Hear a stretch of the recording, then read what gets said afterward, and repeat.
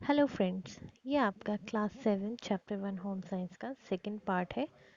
Please watch and understand the chapter. Good afternoon class. Last class में हमने आपके इस चैप्टर के दो टॉपिक्स कवर किए थे। एक था वातावरण की स्वच्छता का महत्व और दूसरा था ऐसी क्या कारण है जो हमारे वातावरण को दूषित करते हैं। हमने जिसमें 4 कारणों के बारे में पढ़ा था: वायु, जल, भूमि और शोर। अब हम पढ़ेंगे कि ये अस्वच्छ वातावरण, जो इन 4 कारणों की वजह से जो वातावरण हमारा अस्वच्छ हो गया है, उसका हमारे स्वास्थ्य पर क्या प्रभाव पड़ता है, हम चारों कारणों का देखेंगे। पहला है हमारा दूषित वायु। जब वायु दूषित हो जाती है तो उसका अनेक प्रकार से हमारे शरीर पर कुप्रभाव पड़ता है, मतलब कि बुरा प्रभाव पड़ता है। जैसा कि आपने देखा होगा, अभी कुछ टाइम पहले पॉल्यूशन दिल्ली में बहुत ज़्यादा बढ़ गया था, जिसकी वजह से आपके स्कूलों की भी छुट्टियां करनी पड़ गई थी। उस टाइम पे जब हम घर से निकलते थे तो क्या होता था, एक तो हमें सांस लेने में दिक्कत होती थी, हमें मास्क लगाना पड़ता था, क्योंकि जो वायु थी उसमें पॉल्यूशन के कारण इतने ज़्यादा बढ़ गए थे। ठीक है। दूसरी चीज़ क्या होता था कि हमारी आँखों में जलन होती थी, आँखें लाल हो जाती थी, स्किन में जलन होती थी।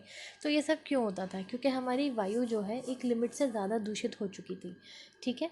तो जब वायु दूषित हो जाती है तो उसके अनेक कुप्रभाव पड़ते हैं, जैसे कि आँख व नाक में जलन, सर दर्द, खांसी, ज़ुकाम, जो आपको सांस से संबंधित बीमारियां होती हैं वो हो जाती हैं। ठीक है। फेफड़ों से रिलेटेड बीमारियां हो जाती हैं, कैंसर तक हो सकता है लोगों को। ठीक है। इसके अलावा अस्थमा, आपने सुना होगा, सांस की बीमारी होती है। तो वायु अगर दूषित हो जाए तो ये सब कुप्रभाव हमारे स्वास्थ्य पर पड़ते हैं। दूसरा है दूषित पेयजल। अगर हमारा पानी ही दूषित हो जाए, पानी हम सबके लिए कितना ज़रूरी है। ठीक है। तो अगर पानी ही दूषित हो जाए तो उसमें कई ऐसे परजीवी, पैरासाइट उसमें अपना घर बना लेते हैं और उसके ज़रिए हमारे शरीर में प्रवेश कर लेते हैं और अनेक तरह के रोग हमारे शरीर में फैलाते हैं। टाइफॉइड, आपने नाम सुना होगा बीमारी का, वो इसी का एक एग्जाम्पल है, जो खराब पानी के कारण हमारे शरीर में ये परजीवी पहुंच जाते हैं और टाइफॉइड रोग जो होता है वो हो जाता है। ठीक है। तीसरा है दूषित भूमि। अब अगर भूमि दूषित हो जाए तो जो कृषि हो रही है, जो किसानी हो रही है, जो पदार्थ भूमि में उगाए जा रहे हैं, वो भी उसके साथ संदूषित हो जाएंगे, जहरीले भी हो जाएंगे। ठीक है। तो अगर उन्हें साफ पानी से धोकर ना खाया जाए तो उसके ज़रिए भी अनेक प्रकार के रोगाणु हमारे शरीर में पहुंच जाते हैं और रोग उत्पन्न करते हैं। चौथा है शोर। अब शोर जो है वो मनुष्य के कानों को हानि पहुंचाता है और लगातार अगर कोई शोर के बीच में रह रहा है तो उसकी सुनने की शक्ति भी कम हो सकती है। अगर कहीं से अचानक बहुत आवाज़ तेज़ हमारे कानों तक पहुँचे तो हमारे कानों को हानि पहुँचाती है। ठीक है। और उससे अगर कोई बहुत ही ज़्यादा लिमिट से बाहर आवाज़ है तो उससे इंसान, मनुष्य जो है वो बहरा भी हो सकता है। शोर से हृदय की धड़कन तेज़ हो जाती है व मानसिक तनाव बढ़ जाता है। अगर किसी के घर के पास लाउड स्पीकर होगा तो आपको पता होगा कि अगर रेगुलर लाउड स्पीकर बजता जा रहा है तो उससे आपको जो दिक्कत है, सर में दर्द हो जाता है, दिल दिल की धड़कन बढ़ जाती है, बहुत तरीके की परेशानियां जो हैं वो उत्पन्न हो जाती हैं। इसके बाद अब हम पढ़ेंगे कि जो दूषित वातावरण है इसको स्वच्छ रखने के क्या उपाय हैं। सबसे पहला है सामाजिक चेतना। जब मैंने चैप्टर स्टार्ट किया था मैंने इसके बारे में आपसे बात की थी कि सामाजिक चेतना मतलब कि हम व्यक्तिगत तरीके से, मतलब कि अपने लेवल पे और सोसाइटी के लेवल पे क्या कर सकते हैं अपने वातावरण को स्वच्छ रखने के लिए। आपने देखा होगा अभी हमारा स्वच्छ भारत अभियान चल रहा है, उसका मतलब क्या है, वो एक सामाजिक चेतना ही है कि ना हमें अपने आसपास गंदगी फैलने देनी, ना अपने देश में गंदगी फैलने देनी, ना अपने शहर में गंदगी फैलने देनी है। ठीक है। अब इसके दो तरीके होते हैं, दो चीज़ों का हमें ध्यान रखना पड़ता है। एक तो कि हमें खुद गंदगी नहीं फैलानी है, तथा जो गंदगी ऑलरेडी फैली हुई है पहले से, हमें उसको साफ़ करने में सहयोग देना है। अब हम इसके लिए ये नहीं सोच सकते कि भाई अगर स्वच्छ भारत अभियान चल रहा है तो लोग इसका पालन करेंगे, मैं अगर थोड़ी सी गंदगी फैला भी दूँ तो कोई फ़र्क नहीं पड़ेगा। नहीं, हमें अपने लेवल पे सोचना है कि मुझे खुद भी गंदगी नहीं फैलानी है, और अगर कोई और मुझे गंदगी फैलाता हुआ दिख रहा है तो उसे भी समझाना है। ठीक है। और सबसे ज़रूरी ये है कि हम अपनी सब व्यक्तिगत स्वच्छता पर तो ध्यान देते ही हैं, कि भाई हमें स्वच्छ रहना है, हमें साफ़ रहना है, लेकिन हमारे आसपास का वातावरण अगर स्वच्छ नहीं है तो हमारी व्यक्तिगत स्वच्छता का कोई फ़ायदा नहीं है। ठीक है, तो इसलिए हमें इन चीज़ों के लिए क्या ध्यान रखना चाहिए, ऐसे नियम जैसे कि कूड़ा कचरा ना फैलाना और इधर उधर ना थूकना, खुले में शौच ना करना, अपने घर और आसपास को साफ़ रखना, विद्यालय और आसपास को साफ़ रखना, ये हमें अपनी आदत बना लेनी चाहिए।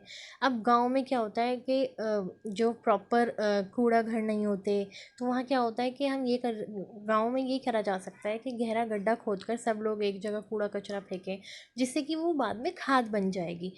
लेकिन शहरों में जहाँ पे कि ऑलरेडी कूड़ा कूड़ा घर कूड़ेदान ये सब होते हैं, वहाँ पे हमें कूड़ेदान या कूड़ा घर में ही डालना चाहिए।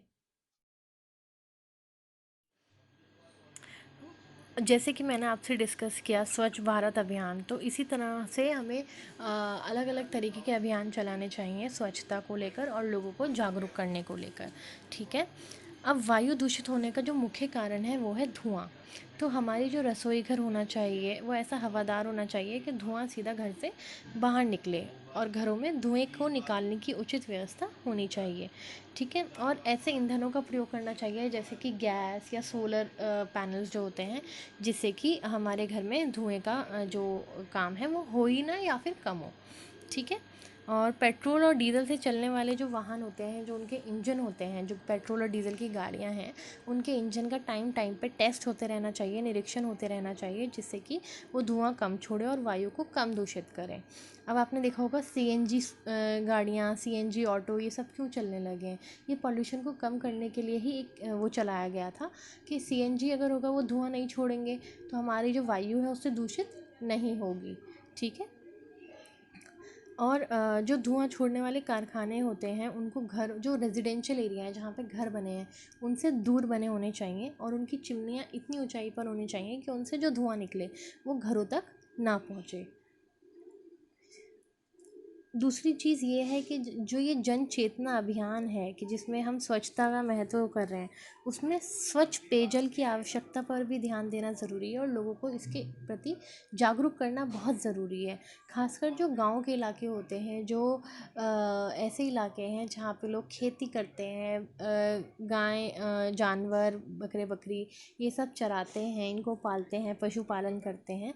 वहाँ पे क्या होता है कि जो पेयजल स्रोत हैं जहाँ से पीने का पानी आ रहा है, जैसे कि तालाब, झील, कुएं, वहाँ पे पशुओं को नहाना, बर्तन साफ़ करना, कपड़े धोना, ऐसी चीज़ें नहीं होनी चाहिए, और ये वाले काम इन स्रोतों से दूर होने चाहिए। नालियों का पानी ऐसे स्रोतों में जाकर नहीं मिलना चाहिए। ठीक है, कुएं के किनारों पर पक्की दीवार होनी चाहिए, इन्हें ढक कर रखना चाहिए ताकि, और जो नए कुएं बन रहे हैं वो ऊंचे स्थान पर बनने चाहिए। स्वच्छ पेयजल के लिए गहरे हैंडपंप लगवाने चाहिए या फिर नलों के द्वारा सार्वजनिक जल आपूर्ति का प्रबंध करना चाहिए। हैंडपंप के चारों ओर स्थान पक्का बनवाना चाहिए, जिससे कि जो आसपास के गंदी नालियां हैं या ऐसी जो खराब जल के स्रोत हैं वो उसमें आके ना मिलें। जहाँ पे भी अगर गंदे व ठहरे हुए पानी के गड्ढे हैं उन्हें मिट्टी से भर देना चाहिए ताकि वहाँ पे मक्खी मच्छर ना पनपें। ठीक है, पानी दूषित होने की थोड़ी सी भी आशंका अगर है, आपको लग रहा है कि पानी साफ़ नहीं है, तो उसे उबाल कर पीना चाहिए। उससे उसके अंदर जो रोगाणु होते हैं वो मर जाते हैं। ठीक है, अब है भूमि का संदूषण, कि हम अपनी भूमि को संदूषण से कैसे बचा सकते हैं। सबसे पहले तो किसानों को इसकी शिक्षा देनी चाहिए कि जो भी आप खाद अपनी भूमि में यूज़ कर रहे हैं, इस्तेमाल कर रहे हैं, वो प्राकृतिक होनी चाहिए।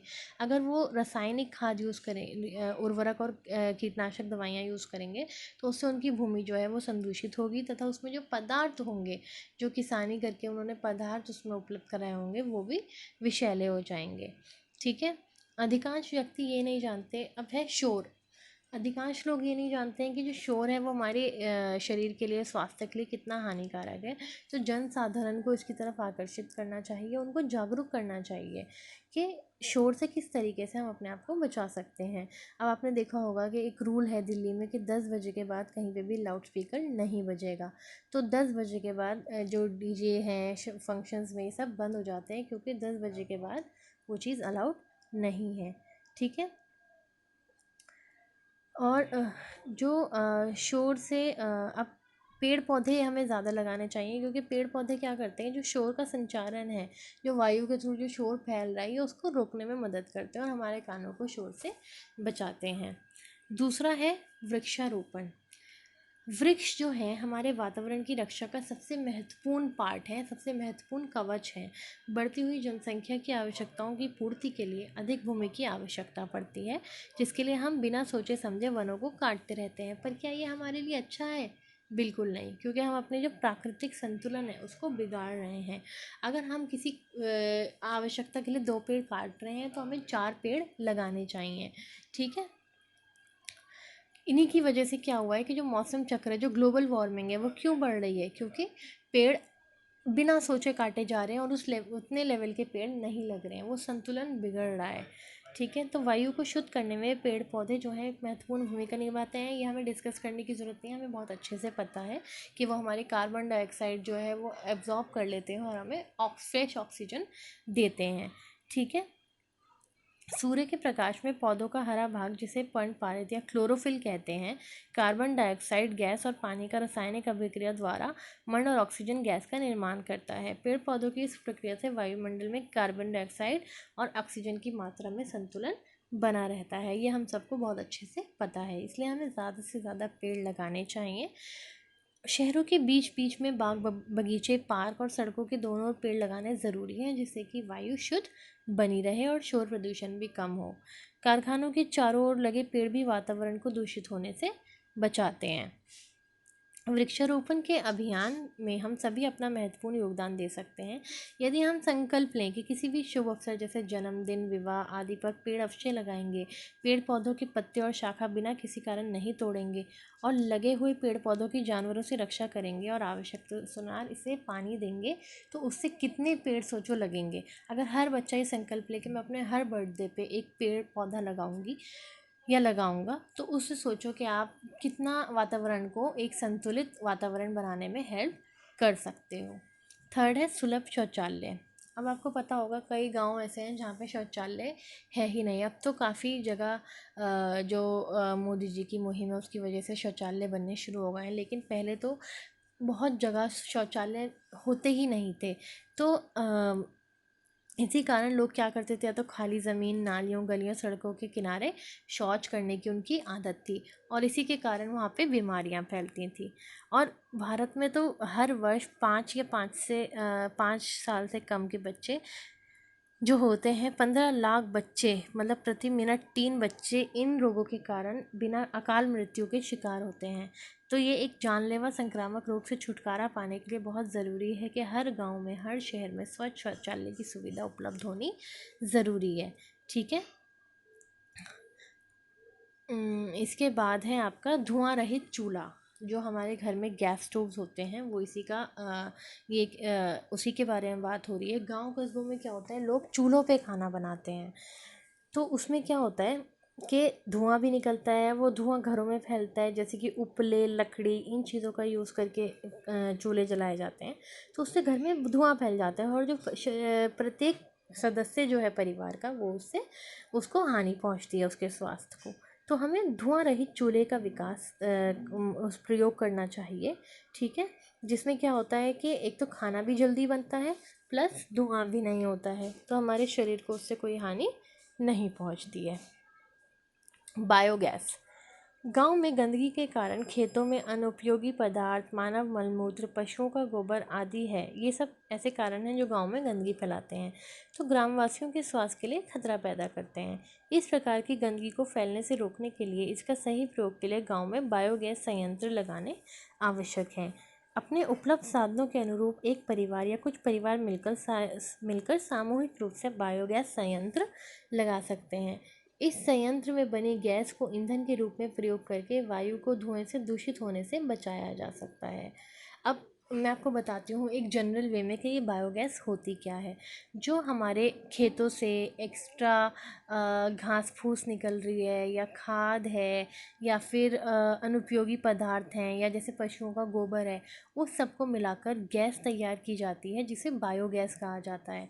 ठीक है। ये बायोगैस जो होती है ये प्राकृतिक गैस होती है, इससे धुआं नहीं फैलता और वायु भी दूषित नहीं होती है। तो ये गांव में इसलिए कहा गया है क्योंकि गांव में ये चीज़ें ज़्यादा होती हैं, तो उसको ना कि वेस्ट करके हम इस चीज़ में यूज़ कर सकते हैं, जिससे कि बायोगैस संयंत्र अगर लगेगा तो उससे उन परिवारों को मदद मिलेगी और वो उस बायोगैस का अच्छे से यूज़ कर पाएंगे। तो ये चैप्टर अब आपका कंप्लीट हो गया है।